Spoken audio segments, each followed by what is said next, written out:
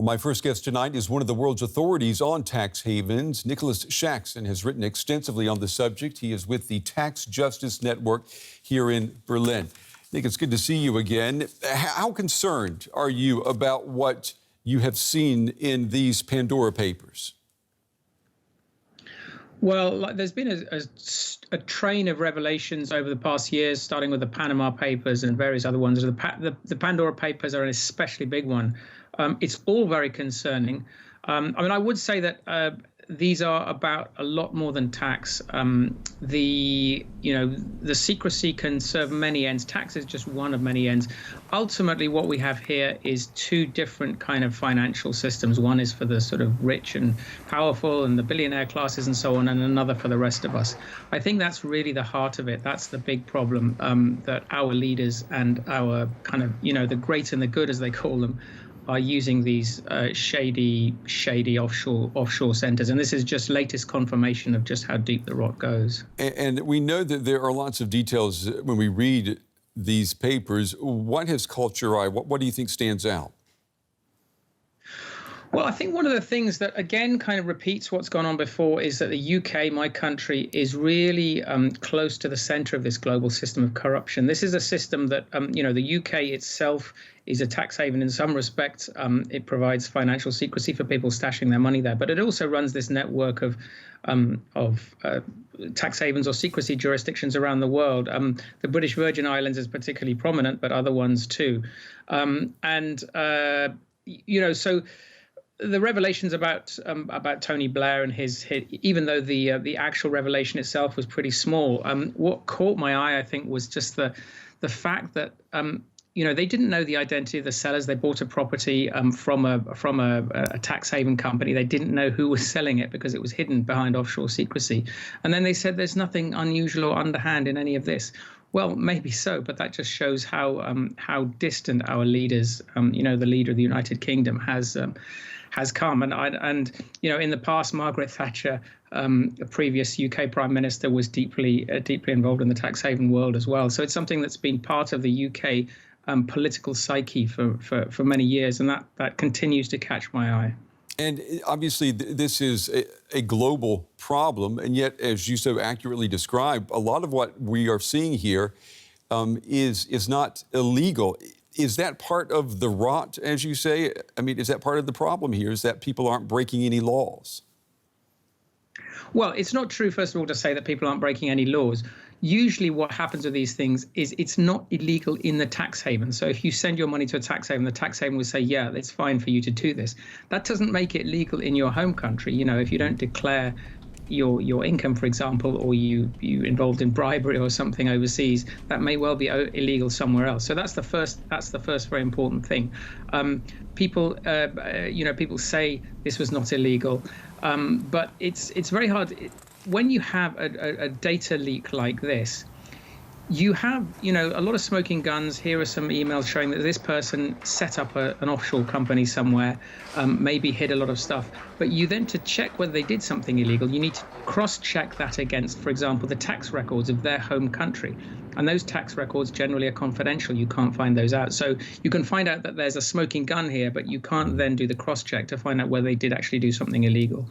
And then you have the problem of the countries themselves should investigate these things, but if it's, the rich and the powerful in these countries doing these things, often there isn't the political will to investigate. So a lot of this stuff is definitely out, for sure illegal. A lot of it isn't, but a lot of it we'll just never know.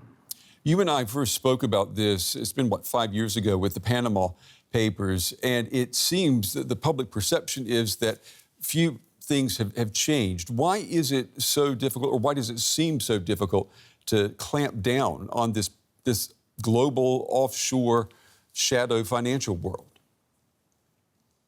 Well, one of the big reasons, as I've said, is that, the politicians are involved. The most powerful people in our societies are often involved. The politicians make the laws, they enforce the laws, and they participate in the game. So that's the big political obstacle. Also, you have the tax havens generally tend to be the world's richest and most powerful countries, or satellites of those powerful countries, and they're the ones who set the global rules. And you need international cooperation to crack down on this stuff. So there's often a lot of words and high-sounding words, but not too much gets done. And of course, there's also another layer of this whole kind of low tax, low government ideology, which has resulted in enforcement budgets for tax authorities, criminal authorities around the world just being cut back for the benefit of sort of mobile global elites. And of course, this stuff is very complicated as well. You have to grapple with trusts, which are deliberately slippery mechanisms for escaping the rule of law. So all of these things together make it very difficult to deal with it.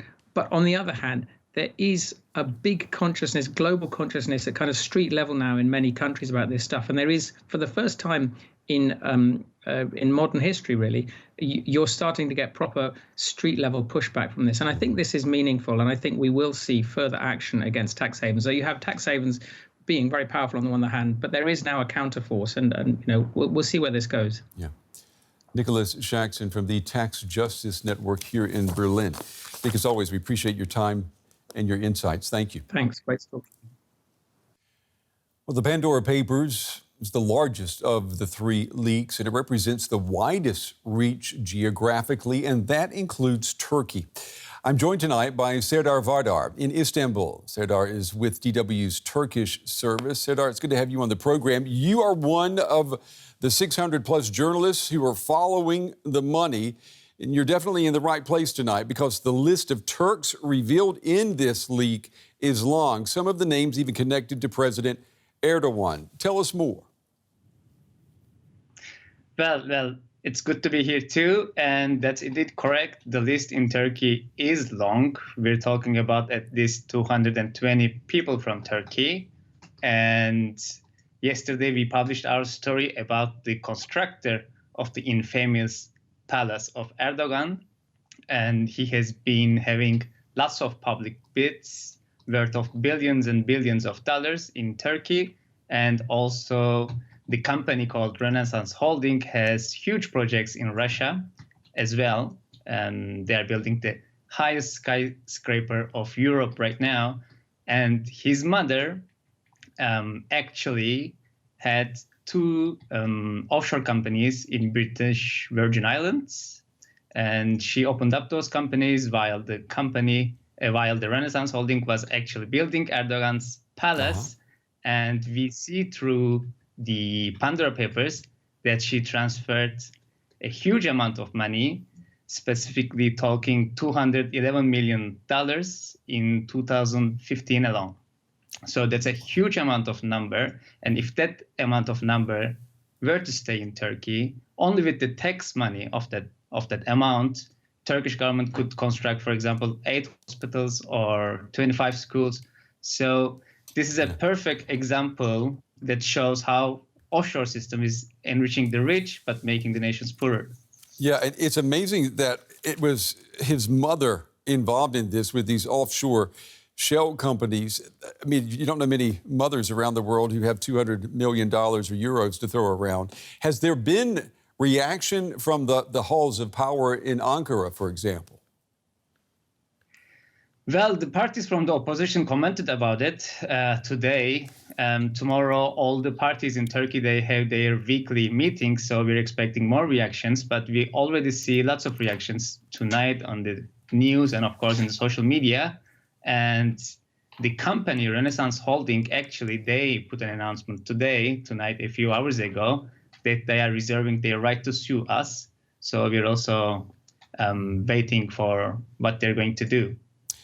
Serdar, since the failed coup attempt in Turkey, President Erdogan's crackdown on independent media has been merciless and it's been very thorough. Does this mean that the public outcry in Turkey will be muted? I mean, are most Turks, are they even going to find out about all of these offshore tax havens? Yeah, well, definitely, because there are people from all different sides of the political spectrum, let's say.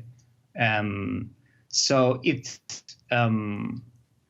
actually touches everybody who is in Turkey. Even if you support the regime or if you're against the government, it doesn't really matter. It is something that affects everybody. If it's something that affects pockets of everybody. And yeah, people are going to definitely hear about it. And Pandora Papers were in the trending topic today in Turkey. So I think it's not going to be muted. They will try to volume it down, but yeah, I think it will have an echo. It is having an echo. And this is not the last chapter in this offshore tax haven saga, is it? Is there more coming? Yeah, definitely. Today we just published a few hours ago another PEP, actually an ex-deputy from Erdogan's party called İlhan İşbilen. He's in jail now, and his wife tried to transfer, not actually tried, she transferred $110 million to offshore companies. So that was the story of today, and more is coming. All right, well, we will be watching and waiting for the latest revelations. Serdar Vardar joining us tonight from Istanbul with DW's Turkish service. Serdar, it's good having you on the show. We appreciate your time and reporting tonight. Thank you. Thank you.